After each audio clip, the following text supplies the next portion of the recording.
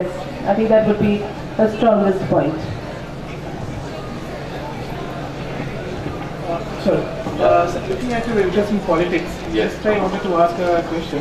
What is that one thing which you think that will save Congress in this upcoming elections? What will save Congress? Yes. Oh, that's a very difficult question at this. Right. You know, it would be if Modi stumbles, if Modi trips on a stone, or some revelation comes out about Narendra Modi, because he's the election right now. Like it or not, he is the election. We'll talk about Arvind Kejriwal. There's the kebab mein hati. But other than that, he is the election. If he stumbles, either the dirty tricks department of the Congress, all of them have got dirty tricks department, right? So if the dirty tricks department of the Congress comes out from their CBI files, from their intelligence files, all politicians have got. Now it's a bit late, but the election campaign, the people have not even been, the MPs have not even been declared, right? Either from any of the parties. If you look, now here we are, end of February, we've got 20, 25, 30 MPs out of 500 and you know, actually out in the open, though it's more or less known. So it's not anybody's election. I personally think that Modi is not going to make, as I said earlier, right? Because this is the SMS generation, you know what I mean? The Aam Aadmi Party is not going to get more than 40, 50, 60 seats, in my opinion. But if it gets that much, Modi is history. Well, nothing is too much. Look what Arvind here is such a great psychologist like me. I said he'd get about 10, 15. He got much more. I mean, the man can surprise people. He is a revolutionary, right? He is a revolutionary, but you can put a revolutionary in jail, but you can't put a revolution in jail, right? Beautifully said, I must say. You know, he goes a bit too far because we are a democratic country. You can't cross the Rubicon.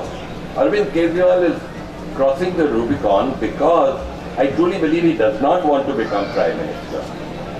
He is a Gandhian revolutionary who is not bothered, right? He wants to shake the system and that fallout will affect Modi.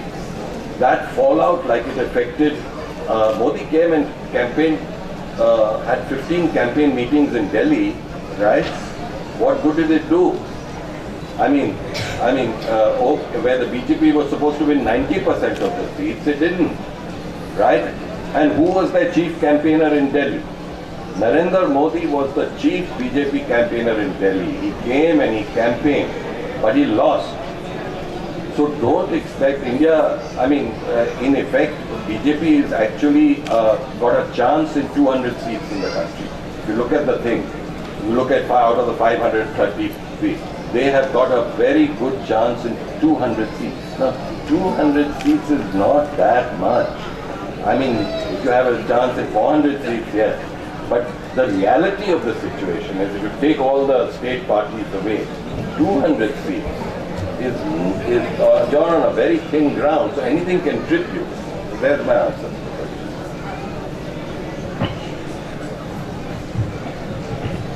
Any other questions that anybody would like to ask me? Embarrassing questions? I can. Yes, sir, please. You know, your book is almost telepathic. Oh, thank you. Everybody who's read it is saying that you gave it in October and you were actually able to predict things that are happening today. Would you hazard a guess about who the next Prime Minister will be? Who's the next Prime Minister will be? Just you guessed very well in your book. Prime Ministers are now not presidents, right? Prime Ministers are people who are conveniences, unfortunately, when they should not be so. That is why dangerous things can happen. And that's why Modi has got a little bit of an upper hand. What are the dangerous things? Sorry, I have to really talk, not nonsense. Like as you noticed again, the current Prime Minister of India was, and his cabinet, at the unearthly hour for me of 1 o'clock in the morning, and for him sure also, were in panic 2 years ago because they thought that General V.K. Singh was going to have a coup in Delhi. He was going to come in with that infantry brigade because the next morning he was putting a case in. All rubbish, all fear psychosis. So, you know, they thought that V.K. Singh would come and take over. Now, it's easy in Pakistan to do that, it's not so easy in India. I mean, you talk about military coups, very serious matter. Even my talking about a military coup today is a serious matter, so I have to talk about it in a very responsible manner, because these things don't happen in this country. But there are certain prerequisites for these things to happen. If you look in Egypt, if you look where military coups have happened, they have happened in religion-governed countries. In countries where religion is the main linchpin, right? Not where democracy is strong. Military coups don't happen in strong democracy. They happen in Islamist countries. Now, God forbid if India became a religious country, right? As Subramanian Swamy, former law minister of India, warned, he says that no Muslim should be allowed to vote. Right? The man makes an outrageous statement like that, then goes and apologizes in front of the court that he should have made such a statement. Right? Now these things are not done, but military coups happen in religion-governed countries. They don't happen in countries like us. So that's all rubbish. The Indian Express article was based only on the fact that they went into panic. Now that was journalism. I'm not against what the Indian Express did, because what did the Indian Express do? It reported a fact, probably put a bit of mirch masala into it, right? They wanted to go ahead of the Times of India, they wanted to go ahead of the Hindustan Times and the Hindu. So they put a bit of mirch masala into it, which was probably incorrect, you know, because it created a bit banner headlines and all that.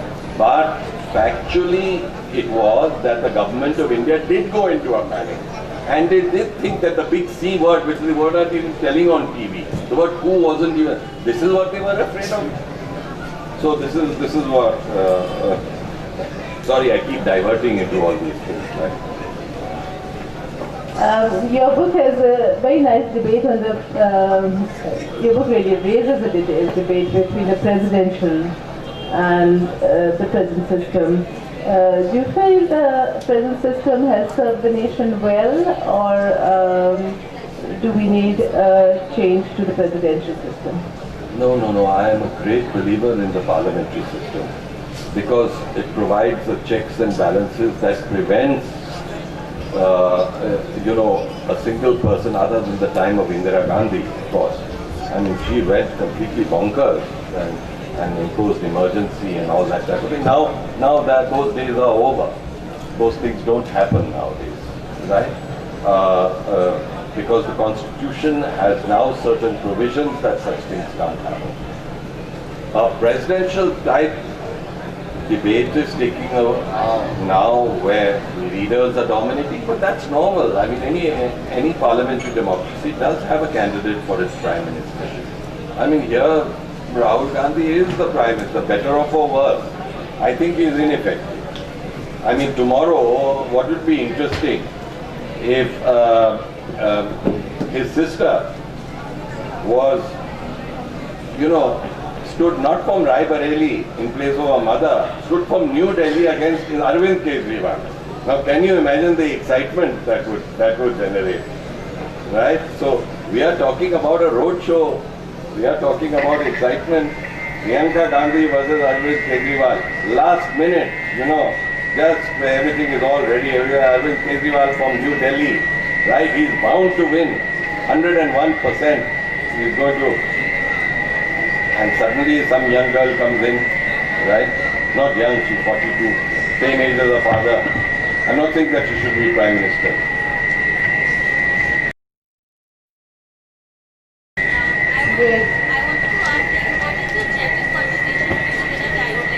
Pardon? A daytime conversation. Dinner time conversation. There's Arnab intruding. There's Arnab, there's Raji. No, I won't just say Arnab. There's Raji. There's all of them. All the channels. Channel surfing and then arguing about that. I think I'm going to make an announcement here. I didn't plan to, but somehow, your question just led to it. Tabrik has been approached by a major television station after the Delhi Literary Festival to do a chat show. So I think you're going to see a lot more of him on TV, where he's going to be doing political chat show. No, I'd prefer to be the candidate from... But he says, I want to be on the other side and I want to be Christianed. But, I think chat show hosts have a lot of opportunity. Imagine me standing from Chandni Chowk. Now, I wouldn't give booze as bribes and all that. Maybe you could give your books. No. Your books. Imagine your books in all languages, including... the author's corner conversation at 1:30. Okay. So, let me finish this. Dr. Karan Singh would be speaking about his book at author's corner conversation at 4:12. Okay. So now I'll say that if I'm given the ticket from Chandni Chowk, which I'm not going to be a fantasy, you're talking about a fiction writer. So yeah, can you imagine me distributing my mother-in-law's cosmetics to all the women there? Tiny little sample containers to everybody instead of booze. Yeah, can you imagine? I would win hands down. I would say, okay, 10 assembly constituencies, so many X number of women. I'd get all the women votes because of you and your mom. The 3 women in your book, was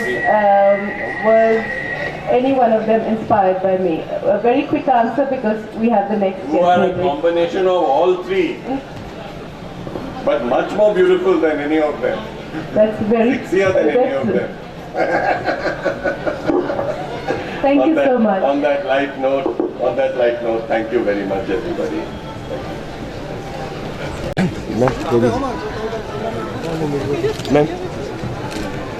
Good afternoon, everyone.